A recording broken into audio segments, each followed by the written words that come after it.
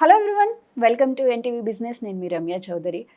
So హైదరాబాద్లో ఎక్కడ investment correct అనేది చాలామందికి డౌట్ ఉంటుంది. ఫర్ ఎగ్జాంపుల్ గచ్చిబౌలి తీసుకుంటే ఒకప్పుడు గచ్చిబౌలిలో ఇన్వెస్ట్ చేయలేదు అని చాలామంది ఫీల్ అయ్యారు. బట్ ఇప్పుడు సిచ్యువేషన్ చూసుకుంటే గచ్చిబౌలిలో ఒక 1 అవర్ వర్షంకే గచ్చిబౌలి మునిగిపోయింది అని వార్తలు చూస్తున్నాం. సో మరి ఇందులో ఎంతవరకు కరెక్ట్ ఉంది అనేది మనతో మాట్లాడడానికి స్టూడియోలో ఉన్నారు నంది రామేశ్వరరావు గారు, టెడెక్స్ స్పీకర్, లెజెండరీ అవార్డు గ్రహీత. వారితో మాట్లాడదాం. Hi sir. సో ఇన్వెస్ట్మెంట్ చేసేటప్పుడు ఇప్పుడున్న జనరేషన్ ఫీల్ అయింది ఏంటంటే కుకట్పల్లిని మిస్ చేసుకున్నాం, గచ్చిబౌలిని మిస్ చేసుకున్నాం, ఇప్పుడు నియోపోలిస్ కూడా మిస్ చేసుకుంటున్నాం. నెక్స్ట్ ఇంకా కొంచెం సిటీ దూరం వెళ్ళైనా ఒక ప్లాట్ అనేది కొనుక్కోవాలని అనుకుంటున్నారు. ఇవన్నీ మేము కొనలేకపోయినా అట్లీస్ట్ అక్కడైనా కొనుక్కోవాలని అనుకుంటున్నారు. ఇప్పుడు పక్కనున్న మన గచ్చిబౌలి చూసుకుంటే నిన్న 1 అవర్ వర్షానికి మొత్తం అంటే ఒక సముద్రం వచ్చిందా మనకి సిటీలోకి అని అనిపించింది. సో చాలామంది అంటున్నారు ఎందుకు ఇక్కడ ఫ్లాట్లు తీసుకున్నామో, ఇక్కడ ఇల్లు కట్టుకున్నామో, ఇప్పుడు మునిగిపోయినాయి అని. సో ఏం సార్ గచ్చిబౌలి పరిస్థితి ఏంది ఇప్పుడు? ఇప్పుడు న్యాచురల్ కెలామిటీస్ అంటారు, అది మీరు నేను ఊహించలేం. మన ఏదో ఫారెన్ కంట్రీ బిల్డింగ్ అక్కడ నుండి పెద్ద పెద్ద హైవే అప్పుడే కూలి కొన్ని వందలు మంది చనిపోయారు. అయితే మినిమం ప్లానింగ్ అనేది అవసరం. మీరు అడిగేది ఏంటంటే ఎక్స్ట్రీమ్స్ ఓకే, ఇప్పుడు నిన్న పడిన వర్షం రోజు పడదు. అండ్ మనం ఈ లేఅవుట్ లేదు 20-30 ఇయర్స్ ఆ టెక్నాలజీ లేదు, ఒక రీజన్. ఓకే, ఇప్పుడు హైదరాబాద్ 75 సంవత్సరాల్లో స్వతంత్రం మనం వచ్చాక అంచెలుగా పెరిగింది. అంటే ముక్కలు అతికిస్తూ వెళ్ళాం. 4 సీట్ అట్లా రాలేదు. 4 సీట్ కొత్తగా న్యూ టెక్నాలజీ న్యూ అన్నీ future city. Okay, Bharat future city. Okay, అది ఎప్పుడు వస్తుంది అది డిఫరెంట్, అది అడగండి. వస్తే మాత్రం మంచిగానే ఉంటుంది. న్యూ టెక్నాలజీ లేటెస్ట్ అన్నీ వాడుతున్నారు, హై స్పీడ్ లిఫ్ట్స్ కానీ ఇవన్నీ కూడా. అయితే న్యాచురల్గా చూసుకుంటే ఎందుకు హైదరాబాద్ వర్షం అంటే బీభత్సం. నిన్న 10 సెంటీమీటర్లు 9 సెంటీమీటర్ వర్షం, అంటే 1/3 of the scale, 30 centimetres scale. So 10 సెంటీమీటర్లు 9 సెంటీమీటర్ చాలా ఎక్కువ వర్షం, కాళ్ళు కొంతవరకు మునిగిపోతుంది. సో కొన్ని టైర్లు స్కూటర్ టైర్లు మునిగిపోతాయి. అయితే రీజన్స్ ఏంటంటే rapid urbanisation. Means rapid urbanisation అంటే ఈ కొత్త ప్లాట్లు వచ్చి హైరైజ్ బిల్డింగ్స్ వచ్చి ఓపెన్ స్పేసెస్ తగ్గిపోతున్నాయి.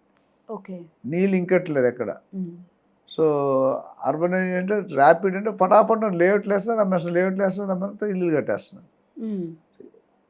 హార్వెస్టింగ్ సిస్టమ్ ఉండట్లేదు, అంటే ఇంకుడు గుంతలు అంటాం. అయ్యాక మీరు ఇప్పుడు అపార్ట్మెంట్కి వెళ్తే ఎక్కడ ఉన్నాయండి మీకు? ఎక్కడ లేవు. వెరీ ఐజీబీసీ బిల్డింగ్లో కంపల్సరీ ఇంకుడు గుంత, ఇండియన్ గ్రీన్ బిల్డింగ్ కౌన్సిల్ అనేది. అది ఒక పాయింట్. రెండోది encroachment of water bodies and lakes. ఇప్పుడు సిటీ ఎక్స్టెండ్ అవుతుంది, ఏమవుతుంది, గ్రీనరీ పడిపోతుంది. ఇప్పుడు హైడ్రా అనేది దేనికి వచ్చింది? చెరువులు ఆక్యుపై చేసి కబ్జా చేసి illegal construction. Where it is meant for farming you're doing concrete, అంటే గ్రీన్ జంగల్ తీసుకెళ్ళి కాంక్రీట్ జంగల్ చేసేస్తాం. ఇది రెండో రీజన్. తర్వాత ఇన్అడిక్వేట్ స్టామ్ వాటర్ డ్రైనేజ్. ఇప్పుడు వాటర్ పడినట్టు వెళ్ళడానికి ఇవే ఉండాలి, ఎక్కడ పడితే అక్కడ పెద్దవాళ్ళు, సెలబ్రిటీస్, బడా బాబులు, బిజినెస్ బాబులు ఆనకట్లు వేస్తున్నారు.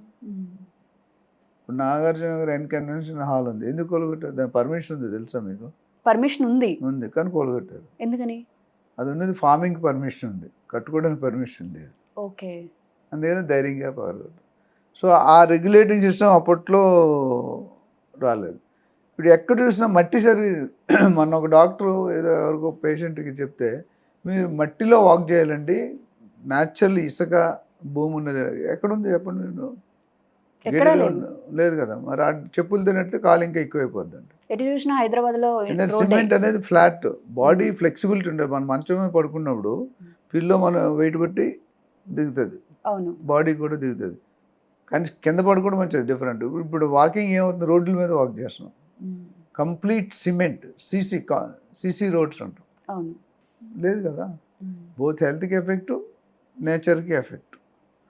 అట్లానే లో లయింగ్ ఏరియాస్, కొంతమంది కింద గ్రౌండ్ లెవెల్లో కాకుండా డెప్త్కి వెళ్ళి కట్టేస్తున్నాం. అంటే పైనుండి వాటర్ పడితే అంతమంది ఇంకిపోయేది ఎక్కడెక్కడ. ఇప్పుడు ఇంకట్లేదు కాబట్టి ఫ్లో అవుతుంది. ఓకే, గ్రౌండ్ రియాలిటీ రీజన్ అది మీరు తెలుసుకోవాలి. అట్లానే డ్రైనేజీలు, సీవేజీలు ఇవన్నీ కూడా ఆపేస్తున్నారు జబర్దస్తి. ఒకప్పుడు నాలాలు చూసుకుంటే చాలా స్పీడ్గా వచ్చేవి, ఇప్పుడు ఎక్కడో మధ్యలో ఆటంకాలు ఉన్నాయి. అందుకని మేము ఏమంటే కాంక్రీట్ జంగల్ అయిపోతుంది, గ్రీన్ జంగల్ కాస్తా. వాటర్కి ఇబ్బంది, గ్రీనరీ లేదా ఆక్సిజన్కి ఇబ్బంది. సో అది ఎవరు కావాలని చేశారంటే కావాలని చేయట్లేదు. అట్లానే extreme rainfall events, rain dancing అంటున్నారు. ఆ వాటర్ ఎక్కడికి వెళ్తుందో తెలియదు. అంటే రెయిన్ కంట్రోల్, రెయిన్ఫాల్ బాగా హెవీ పడింది అనుకోండి, వడగల్లో వాన అంటారు. మేము మన మీద ఐసు ముక్కలు పడుతుంటే చూసుకుని అంటుంది చూసి. అలాంటి వర్షాలు ఎక్కువ పడుతున్నాయి. ఈ సంవత్సరం ఇంతవరకు ఎక్కువ పడి ఇప్పుడు స్టార్ట్ అవుతుంది. నిన్నే మొదటి వర్షం అనిపించింది. సో దానికి ఇప్పుడు పడినప్పుడు పోవడానికి ఒక వే చూపించాలి మీరు, లేకపోతే ఒకే దగ్గర స్టాగ్నేట్ అవుతుంది. అది బంజారా హిల్స్ అవ్వచ్చు, గచ్చిబౌలి అవ్వచ్చు. ఎందుకంటే అప్పట్లో ఈ లేఅవుట్ లేదు 30, 40, 50 సంవత్సరాల క్రితము ఇంత టెక్నాలజీ లేదు. ఇప్పుడు వచ్చింది టెక్నాలజీ. సో ఇవి ఆల్రెడీ ఉన్నట్టు ఆల్ ఆఫ్ ఎ సడన్ మార్చలేరు కదా మీరు. సో అంటే బేసిక్ చేంజెస్ ఏమైనా తీసుకురావచ్చు అంటారా? అంటే ప్లానింగ్ ప్రాపర్గా చేయాలండి. మెయిన్ ఏంటంటే you should have a proper executing plan.